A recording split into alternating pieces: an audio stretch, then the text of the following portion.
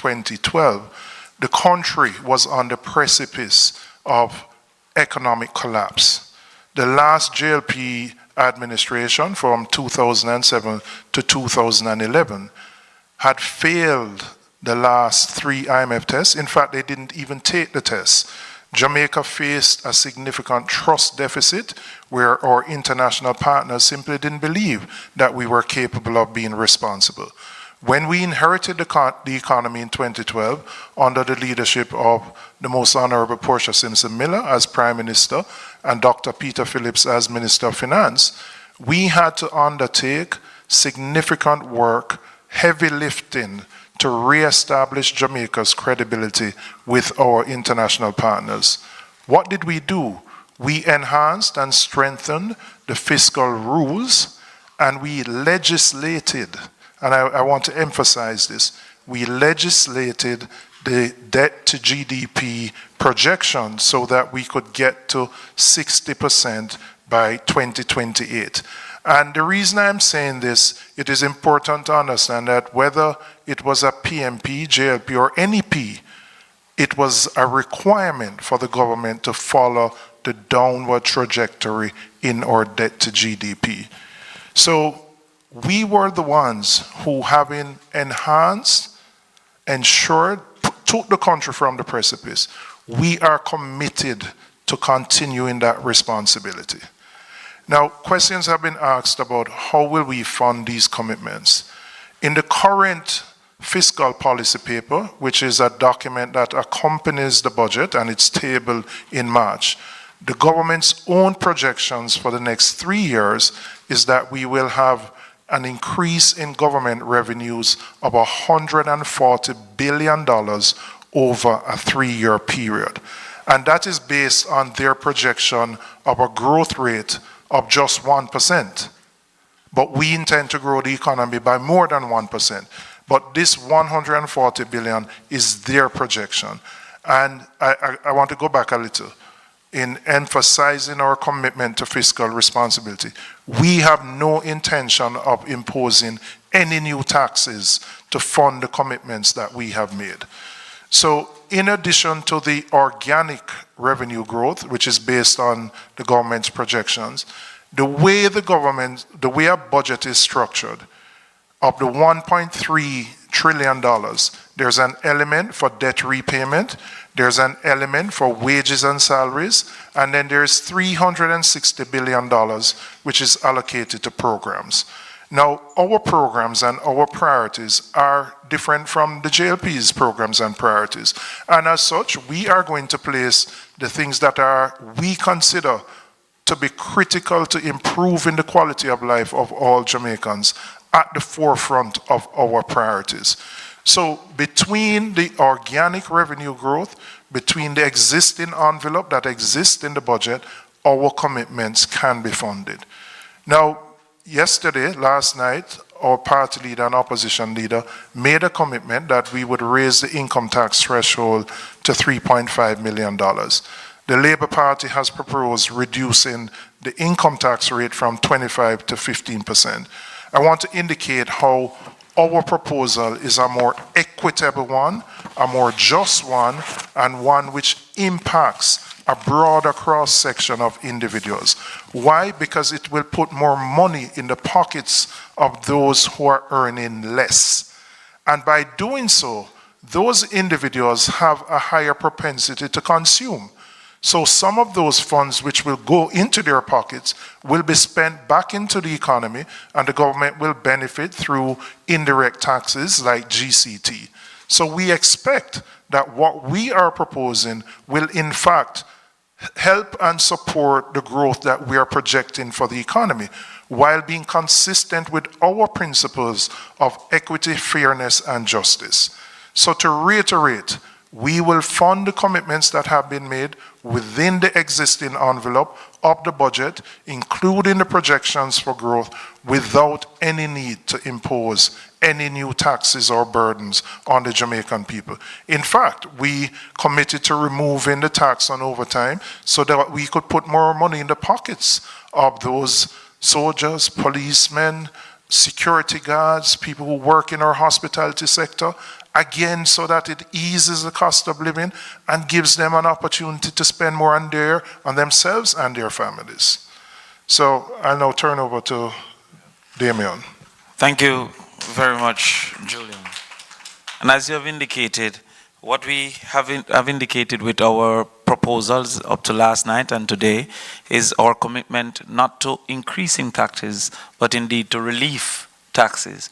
And it is more equitable, as that has been the central context of the People's National Party's proposals for the very longest time. As is indicated by our calculations, a teacher, for example, would only benefit from the Jamaica Labour Party's proposal to $80,000, while a person earning to the tune of $28 million, like the Prime Minister, will benefit $2.6 million. Therefore, this reduction from 25 to 15% would once again be disproportionately beneficial to persons like the Prime Minister as versus in comparison to persons like teachers, policemen, nurses, security guards, and other persons employed under $3.5 million. It is important that we highlight to our teachers that under the People's National Party plan, over 80% of our teachers will pay no taxes and save up to $200,000 per year. That is an important implication moving forward. Additionally, our intent is to move towards growth, as was indicated by the future Minister of Finance, Julian Robinson, and the future Prime Minister of Jamaica, the future Right Honorable Mark Jefferson Golding. Indeed, from therefore, we have recognized that there are some individuals who are disposed towards encouraging, engaging, and promoting growth, but they have been faced with the albatross of government debt, high interest, and high taxes over time. To this extent, we have proposed the Clean Slate program to give these individuals a fresh start. In the Clean Slate program, not only the aspect of student loan, and leader, my grandmother told me that if was the weight, it would have done bees. They have taken a part of the student loan proposal that you have given 2 years ago and tried to suggest that that is of their own. And it's for reasons like the student loan proposal as well as the rent to own proposal that they've tried to adopt, to steal, that we decided to have a second component of the manifesto later on. Now, instead of just having the student loan where we'll forgive the interest rate, we will also put a moratorium on payment, giving you freedom to actually go forth and build your lives and come back to paying that loan. The proposal from the Jamaica Labour Party, like has been the case over the multiple years, you have no moratorium and will ask for you to find full payment before the interest is removed and before that aspect is forgiven. The People's National Party is giving automatic forgiveness of interest and fees and giving you a moratorium of up to 3 years for you to get your life in order and come back to do the payment. Additionally, we're looking at other types of debt to the government, including GCT, including income tax owed, including property tax owed. Those are areas that we are changing. But the taxman out there would be happy to know that it also includes traffic tickets. And so we will give a moratorium of 3 years for you to get your life in order and come back to make your necessary payments to the government, having forgiven the albatross of interest and fees from around the necks of the people. We believe that this great clean of the slate, that this fresh start will allow for those persons inclined to productivity to then be able to once again access loans, and the persons like student loan to be better able to get their mortgage instead, to better able to start their businesses, and to be better able to go back to schools in some cases to improve their skills. And so it is not just for the WASP to believe that there is a single forgiveness only for student loan, but a general reset of the society, a clean slate and a fresh start, so that persons can once again be a participant in our growth venture and be partners in the Jamaica Love program under the People's National Party. We turn over to Senator Donna Scott Marley. Party leader, I was going to call on you to start up my mic for me. Because that's what you do, you lead. You lead as a servant leader, a leader who understands that sometimes they have to rescue members of their team. So good morning, everyone. When we launched the manifesto, we made it clear that it was a manifesto wrapped in love. Very much like a constitution, which reflects the values, the attitudes, and the will of the people. And this morning, when we launch now the People's Guide, it is a guide which will be adhered to by the People's Cabinet. Always listening, always reflecting what the people want. I tell you all the time, those of you who know me, that Floyd Morris taught me the most important lesson which guides the philosophy of the People's National Party. Nothing about us without us. And we are here simply to represent you, the people. So this plan was born from listening to Jamaicans, the tourism worker who was just getting tired of having to pay taxes on the tips, the young creative who was searching for a start, the pensioner who was suffering because they had retired at what was a reasonable pension, but now it has been eroded by the cost of living, which is simply unbearable.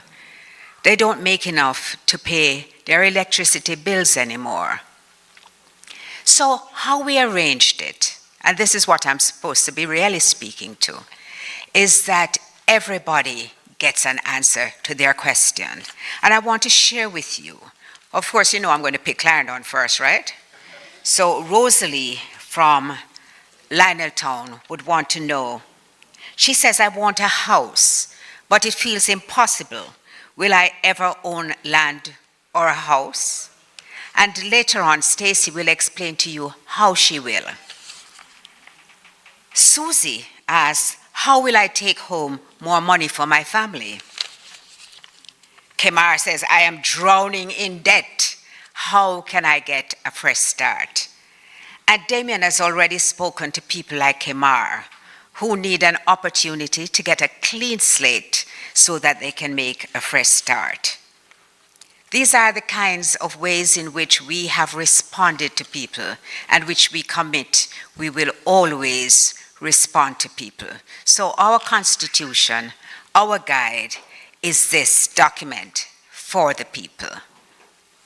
I will ask Stacey to elaborate on what has excited, obviously, the entire country, because the Jamaica Labour Party spent a considerable amount of time using it as though it was their own idea last night. Thank you, Donna. Morning, everyone. I'm going to be speaking to land, housing, and ownership. I need a roof over my head. The words of the mighty Diamonds. Those words apply to every Jamaican. In fact, every human. But it's our responsibility to make sure that Jamaican people have access to suitable housing, land ownership. Equity and equality aren't the same thing. Equality means that you give the same thing to everybody, but equity demands that those who need a boost have that boost available to them so that we can all have similar outcomes. The PNP's land and housing policies start with a foundation that looks at the purpose for which the NHT was initially created. We will ensure that the NHT is focused on its original purpose and that the drawdown of $11.4 billion that takes place every year stops. The PNP will also build 50,000 homes for low-income earners over the next 5 years. That's approximately 10,000 homes per year.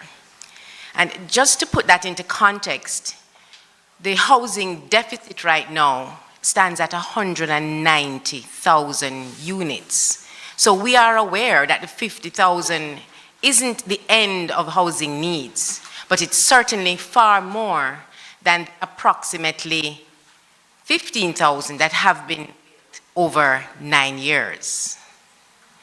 The JLP had promised to build 70,000 homes in 2020, and they have failed to deliver on that promise. When we see, as Jamaicans say, one house being given out, that would take us hundreds of years to ever get to where we need to get to. One of our policies is attractive, especially to people like Kedisha, my nail tech, who works in the informal sector and cannot necessarily qualify easily for a mortgage. But the rent-to-own program will allow Kedisha to pay rent for 6 months, and the rent that she has paid will allow her to qualify, to prove her income qualifies her for the mortgage.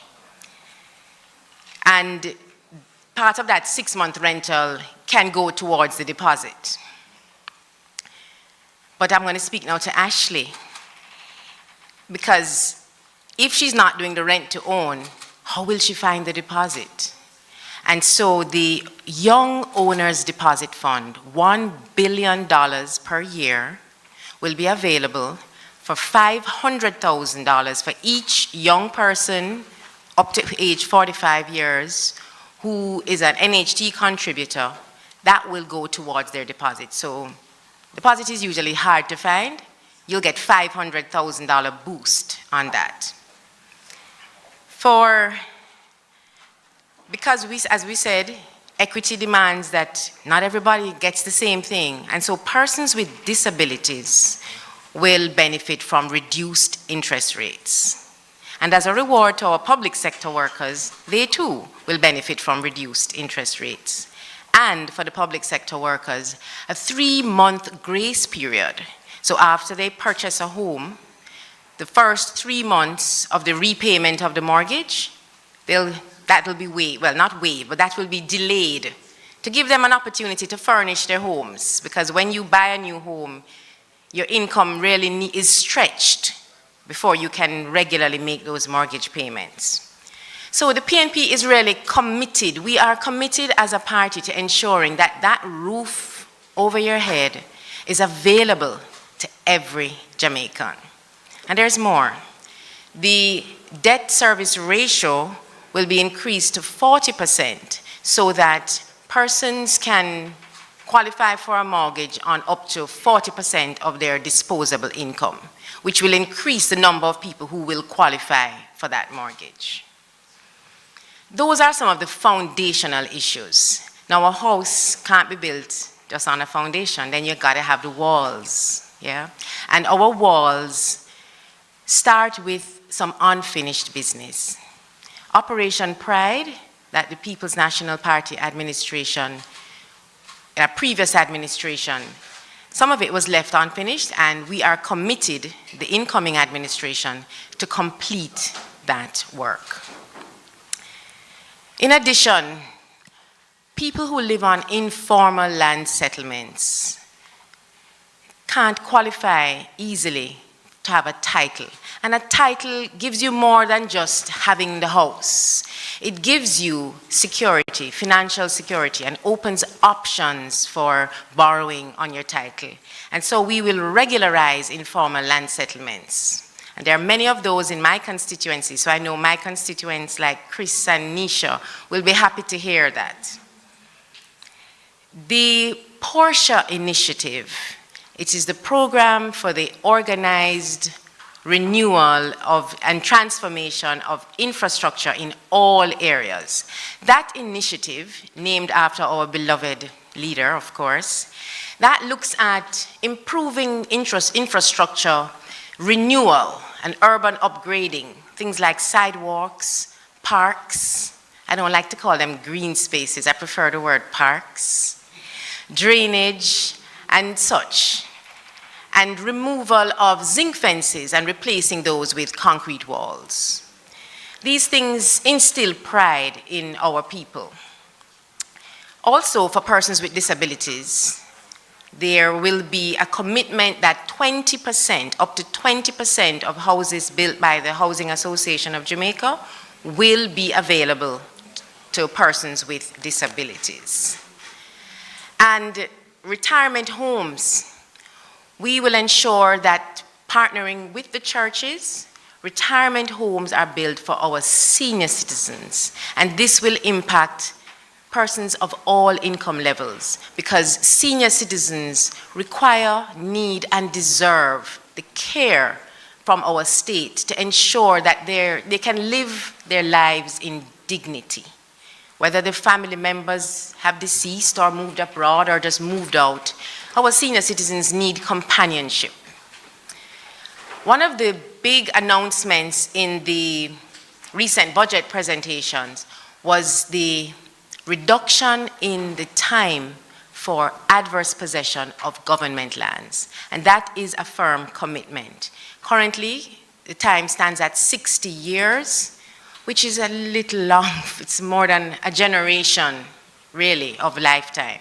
And so that will be reduced to 25 years. Now, this is for government lands, so we're not giving away anybody's land, right? The laws on adverse possession remain the same for privately owned lands, which means that people need to continue to protect their titles by fencing your properties and making sure that you don't allow people to possess it if you don't want them to.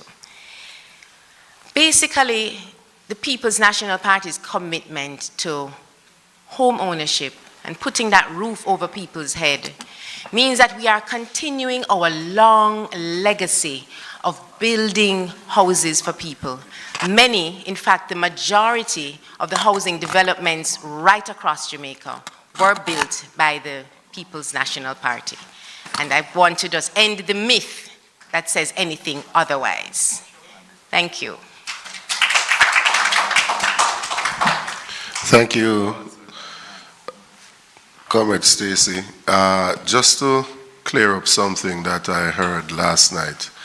I heard the outgoing Prime Minister of Jamaica making reference to the fact that the rent-to-own policy is something that he spoke about before. He went further to suggest that we are saying that you can just rent anybody's home and then own it. It is a lie. It is in keeping with his character, so I'm not surprised, but it is a lie. We have never said that. What we've said is that we will build 50,000 houses, and that when we build those, at least 500 per constituency, that if persons who are working in the informal sector who don't have a pay stub, that they can move into that house, and once they show us after 6 months that they can pay the rent, which is equivalent to the mortgage, and shows that they're reliable, then we will convert it from rent to a mortgage. And I would suggest to Mr. Holness to pay a little attention to details. I know it's not your strength, but pay a little attention to details and do not mislead the public. I'm going to ask Senator Crawford to come back in, and he will speak to some of the partnerships. Thank you, future Minister Dayton Campbell. I've always warned you about applying malice when there's possible logic. I'm not sure if the Prime Minister is lying. He might just not understand what we had proposed. And because he doesn't understand it, he might not be able to cross it after the 3rd of September. We must also indicate that there are persons such as policemen, teachers, and others within our society that have been stuck in the albatross of paying rent, incapable to save enough for them to eventually move towards a mortgage. And the rent to own therefore also help those individuals who are now paying $100,000, $200,000 rent and therefore rendered incapable. That in particular applies to young individuals wanting to move out of their parents' home, but also rural individuals who have migrated to Kingston and have no other option than paying rent. I've known persons with incomes of teachers up to $250,000 with a rent of $110,000, and groceries of $60,000, a car payment of $30,000, and is incapable even to buy stuff to send something for their mom when they're the first in their family to make it, with two sisters still in high school. The People's National Party is relieving that burden to give you that opportunity to move forward in short order. However, as has been given our indicators, we so much want our people to consume the ideas, to consume the plans, and to recognize this march on to progress, that we have simplified the document to a point that you can find your space and how it impacts you directly, even outside of how it can impact you in generality. And so one of those areas we want to speak to is the security forces, and this is our way of thanking those security forces, JCF and the JDF, for their contribution and for their success in recent times in assisting in the benefits of the reduction in criminal activity. These persons, we say, under the People's National Party government, the members of the JCF and the JDF will receive priority in some of our rent-to-own housing schemes that will be developed. Additionally, police officers and JDF officers, JDF individuals wishing to be qualified in a particular area for promotion will receive grants and scholarships to pursue the necessary qualifications.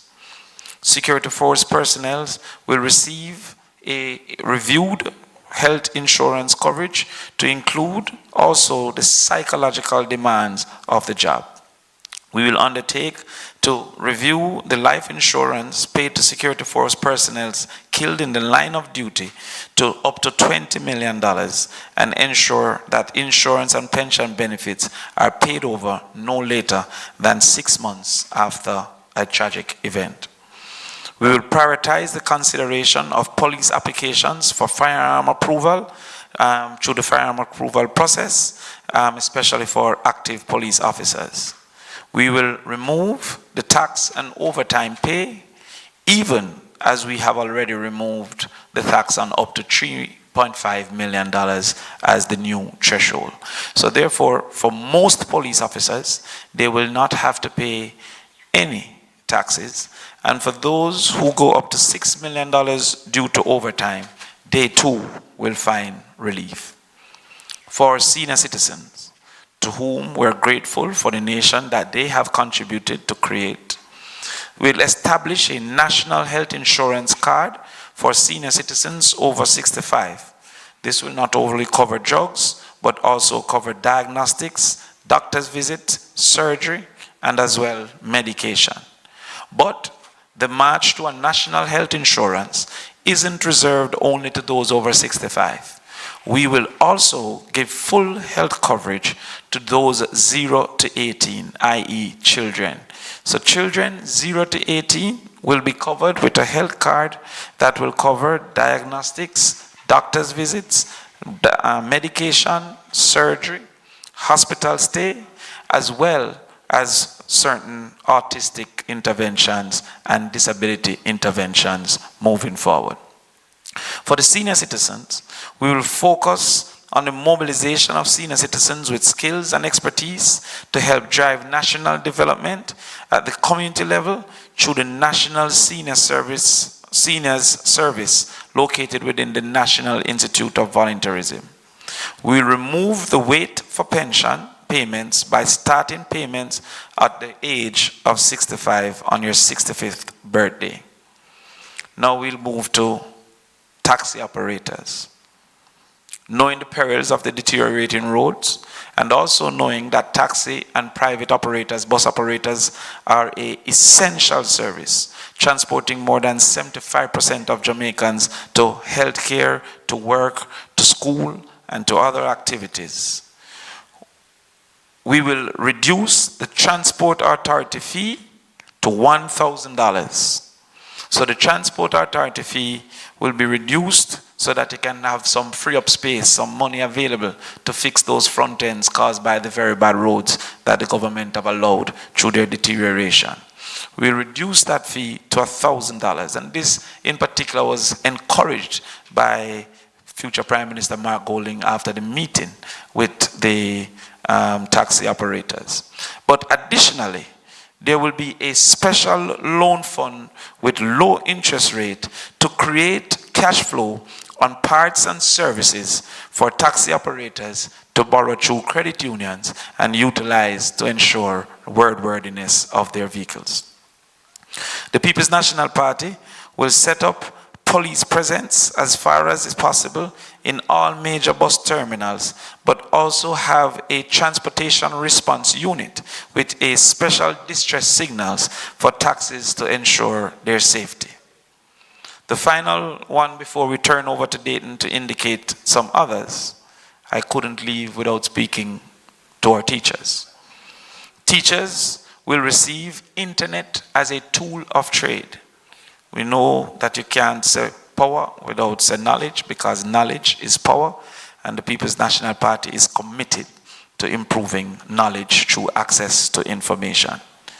Teachers will be a priority for the PNP's rent-to-own program. For every year spent teaching in the public school, there will be a relief of a student loan or student loan forgiveness for that year that they teach in the public school. The PNP government will make extensive investments in infrastructure, school infrastructure over the next 5 years, leading to better working conditions for teachers. Teachers will receive special NHD considerations to facilitate easier access to housing. We will also facilitate access to motor vehicle ownership through a graduated concession. Before I hand over to you, Dayton, I would just like to tell a story of a teacher who got over 95% passes in English language at an all-boys school. I engaged this teacher to understand the basis of such success. In the middle of the conversation, the teacher had to ask to hang up to call a taxi so that she can get to school. This teacher would be rife for recruitment for overseas persons trying to take our best teachers away. The People's National Party will have a graduating concession allowing for more teachers to have easier access to motor vehicles, to reward them for the work that they have done, the work that they will be doing, and the work that they will continue to do when the People's National Party takes power. Dayton. Thank you very much, Senator Crawford. The full document will be released later today, so persons who are interested will be able to view the sector that they have the interest in. We have several other love partners, including faith-based organization.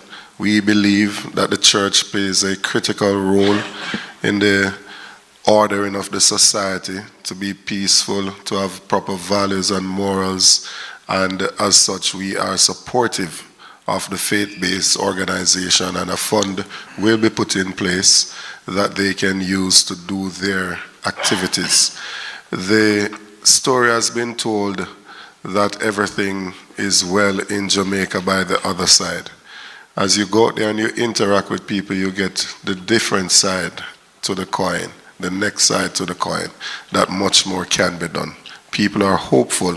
They're looking forward to a better quality of life, and that is what we're offering them here today. We're going to take a few questions, if there are any.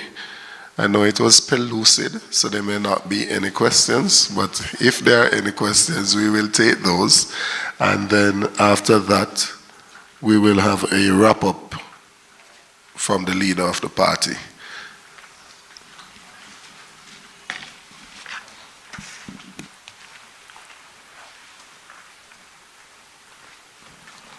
Laverne, yes. Morning, everyone. I have 3 questions, and you could decide who takes them. Very often, the party that is in opposition makes pledges on the campaign trail that falls by the wayside.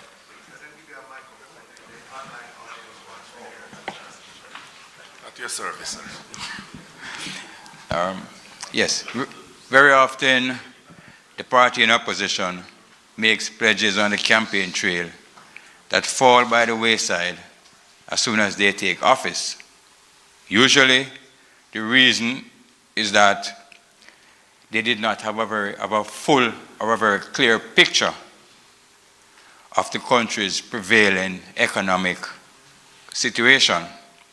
My question is, why should Jamaicans not dismiss this proposal to raise the income tax threshold as another political ploy? That's one.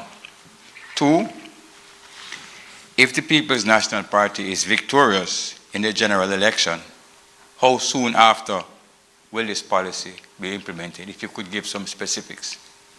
And then finally, also, if you could list the top 3 priority policy proposals of all the proposals that you have made, if you could say to the people of Jamaica what you consider to be the top 3 and to give specific implementation dates for those 3 policies that you have selected. Those are my questions. Well, on the priorities, on the last one, I would just say that different proposals fall into different categories. So, for example, the proposal to empower people to own land who have been occupying land for 25 years but are not in a position to acquire title to it because the law implemented in the colonial era requires 60 years of possession. We intend to deal with that as a legislative priority. Similarly, some of the reforms around greater accountability in government that we are committed to, we will be looking to implement those as well through developing and bringing the legislation to Parliament. On the other hand, there are programmatic things like the subsidy for school feeding, which we call the EASE program. That's a vital thing for us. There is the RIDE program, which is a subsidy for children who are struggling to attend school 5 days a week, where we're providing a transportation subsidy for up to 20,000 people. And of course, the First in Family Scholarship Program, which we are committed to ensuring that the first person in the household, if they are the first ones to have applied to and qualified or are attending university or college, they can get a full scholarship. So those things which are programmatic and require expenditure, those would be 3 priorities for us. But I think you have to differentiate between those things which are priorities because they involve reforms which don't necessarily involve expenditure changes, and those which are of a programmatic nature which will require expenditure changes. And I've outlined for you what I regard as our priorities. In terms of the first question, which is the propensity of oppositions to promise things which cannot be delivered, one thing I would say to you is that because of the reforms that were implemented when we were last in government to bring greater transparency to the public financial affairs of the country, the information available to the opposition is better than it has been in years gone by. So, for example, the fiscal policy paper, which is tabled as one of the budget documents, and there's also an interim one that's tabled in September each year to because some of the numbers in March are not final numbers for the previous year's budget. So a supplementary one, an interim one, is published in September each year, is full of very critical information on the economy and on the public finances, including projections as to future revenues, but also a vast array of other things. Similarly, there's information on tax expenditures, which are a technical word meaning waivers and other discretionary relief of taxes and the cost of that to the public purse, and the medium-term debt management strategy of the government, which looks forward and says, what are we going to do to manage our debt as best we can? So those are all mandatory documents that have to be tabled with the budget each year, and in September in the case of the interim fiscal policy paper. So that enables an opposition to have a fairly good idea of what is possible fiscally in terms of what we can do. Having said that, we know that when we come into government, there will be many things that were not disclosed publicly and which we will have to deal with. That is the reality of when there's a change of government. And we know, for example, that right now there are unsettled claims from the public sector workers which have to be addressed. They've been offered 0%, which is not really an offer at all. And there are various anomalies in the public sector transformation of their compensation, which we are committed to working with the public sector unions and the representatives of public sector workers to resolving those anomalies. But there may be many other things that we are not fully aware, claims from contractors in respect of things that have gone wrong on projects and so on. There are a number of things that we would not be privy to and which we would have to adjust when we form government. But the overall lay of the land, we have a much better picture, I would say, than would have been the case, say, 20 years ago or 30 years ago. Julian, if you want to talk to you can answer the other question he had about the timing of our implementation. Yeah, well, we're currently in the middle of a budget year, and I would say the new fiscal year would start April 1st, and so the commitments that have been made would commence certainly in relation to the tax threshold at that time. We may make adjustments and we may have to do supplementary budgets in terms of how you move expenditures within the current band, as has been done in the past. So if you're moving monies from one ministry to another, you're required to do a supplementary budget. So that again is a decision that we would make once we get in. But that is a possibility because, as I've said, our priorities and the programs are certainly different from what exists with the current government. I wanted to add one point, which I think is very important, because a false impression has been deliberately sowed by the government that we will discontinue all existing government programs and policies. That's absolute nonsense. We recognize that in the $360 billion envelope for programs, there's a vast array of programs. Some of them are long-standing and fundamental, such as the PATH program, which was started by the People's National Party and provides support for vulnerable children and vulnerable citizens. And we would never do anything to reduce that. In fact, to the contrary, we're trying to bolster that by some of the other areas which need similar support, such as the Ease and the Ride programs that we've come up with. On the other hand, there are many other programs which represent a decision of the government of the day to pursue a particular policy initiative, which we may defer, for example, if we don't anticipate that it would have a negative impact on the quality of life of the Jamaican people. We will not be doing anything that would have a negative impact on the quality of life of the Jamaican people. So we will be working within the envelope of the budget, but we will be adjusting those things that we don't think need to be brought forward so we can bring forward the things that we think are essential for making life better for the people of Jamaica at this time. Thank you. We should also remind the public that issues like the drill have indicated that the Jamaica Labour Party is engaged in general overspending and over-invoicing. Cornwall Regional would be an excellent example that has moved from 2 to 22 billion. We have no intention to be so wasteful in government as they were. And so we will seek those wastes and ensure that it is properly directed to the people. Yeah, absolutely. That's a critical point. Public resources are being wasted in large amounts by this government through corruption, through distortions in the procurement system, and through the inefficient and negligent management of major projects. The Cornwall Regional is an example of that, where a project which was originally to be finished within a short space of time and for $2 billion expenditure has now gone over 20 billion. I think it's 24 billion is the nearest number, with no accountability for that delay, and with the hospital still not open to receive patients in terms of the refurbished parts of it. Similarly, the drill, which is just symptomatic of what is going on in that ministry. I'm sure if we go in there, we're going to find many other things where things which are available in the marketplace for one price are being bought by the government from contractors in which members close to the government have financial interests for multiples of the market price, depriving the people of Jamaica of resources for critical things. In the health sector, it's CAT scan. There's no CAT scan machine at Bustamante Children's Hospital, the main largest children's hospital in the Caribbean.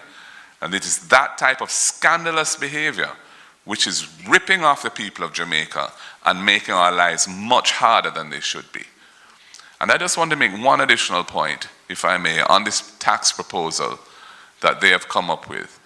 Now, if you reduce the income tax rate from 25 to 15, it means that somebody who's earning $30 to $40 million of income and who's paying $10 million of tax is going to end up paying $4 million less tax that the people of Jamaica need to fund the programs to support the society.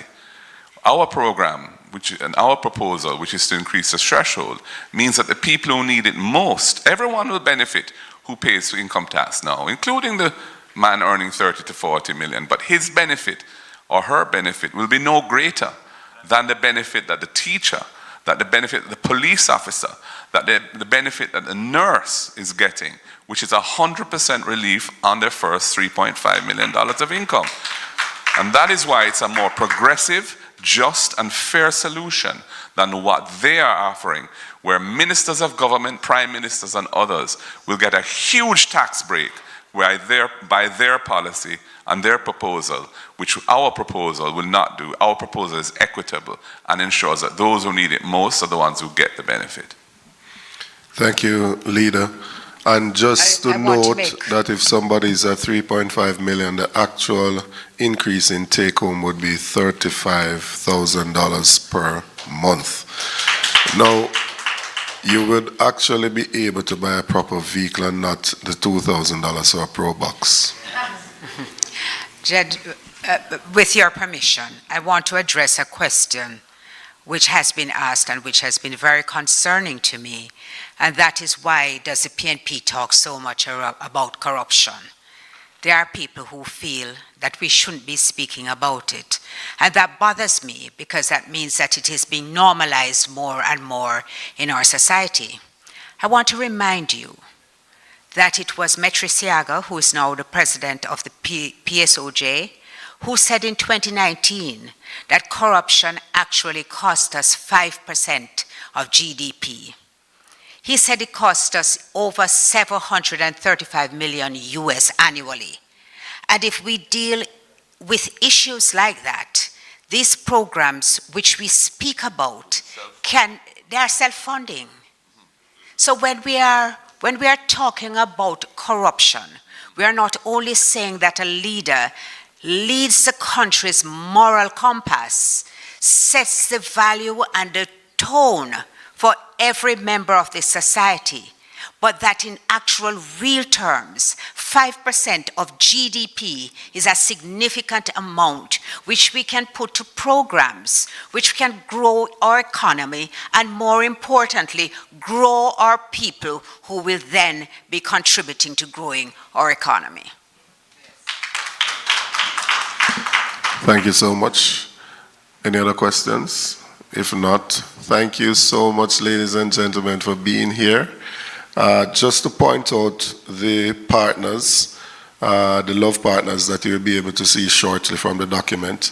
There is a section for the nurses, micro, small, and medium enterprises, entertainment industry, hopeful homeowners, Rastafari communities, rural youth, security forces, senior citizens, small tourism entrepreneurs, taxi operators, teachers, university students, and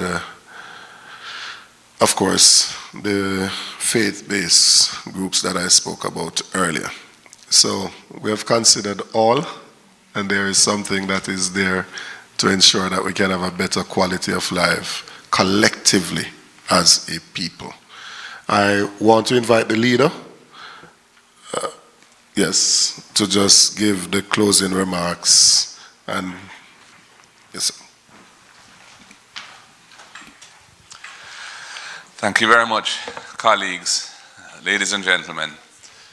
I just wish to close by reaffirming our party's commitment to prudent fiscal management and ensuring that the gains that have been made over the past 15 years as a result of the reforms which were largely implemented under the Portia Simpson Miller administration to ensure that the public debt was brought down to manageable levels on a sustainable basis by putting it in the law how you can spend money and what money is available for spending. We are committing to maintaining that methodology of running the country. But there is so much more that is required to make Jamaica a better place.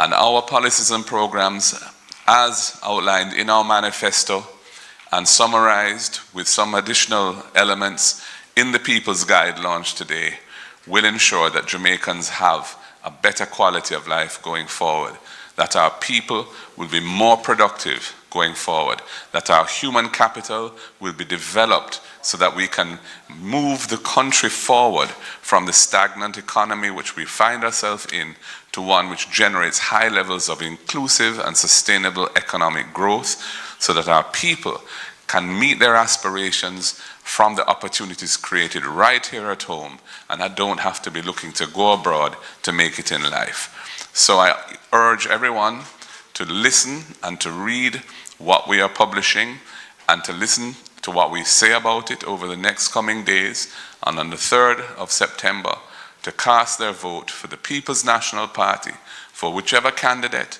you may have in your constituency who has the head beside their name on the ballot, so that we can move forward. I'm asking for your support respectfully, humbly, and with a great deal of gratitude for your participation in the process. Thank you very much. Thank you, everyone. Have a good day. X beside the head. God bless you.